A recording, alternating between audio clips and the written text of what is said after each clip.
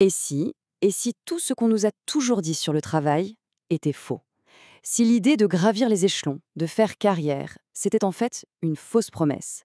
Aujourd'hui, on se penche sur une perspective assez radicale, qui vient bousculer l'idée même que le travail mène à la richesse.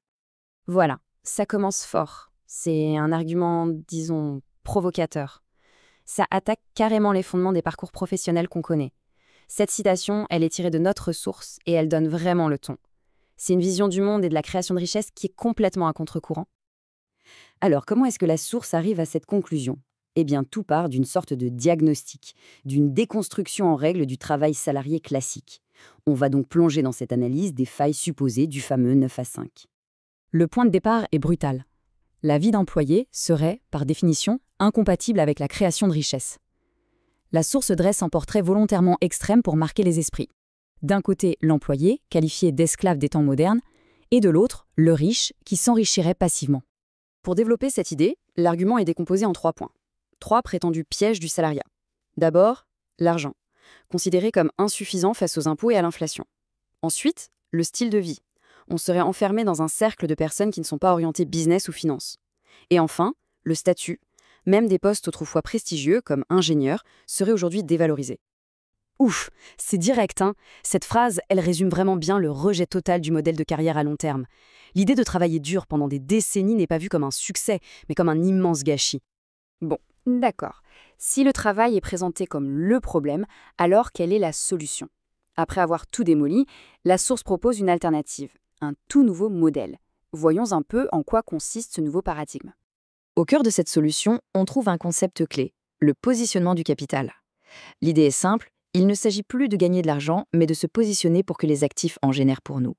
La priorité, ce n'est plus le verbe travailler, c'est le verbe posséder. C'est ça le grand changement de perspective.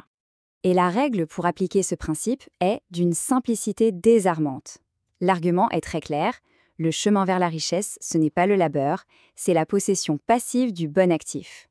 Et dans ce cas précis, l'actif désigné, c'est le Bitcoin.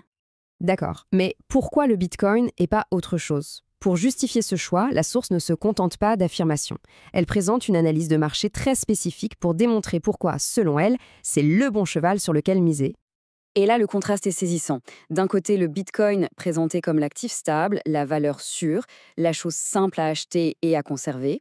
De l'autre, Ethereum, décrit de façon beaucoup moins flatteuse, un meme coin risqué, une chaîne fantôme dont la hausse ne serait que temporaire.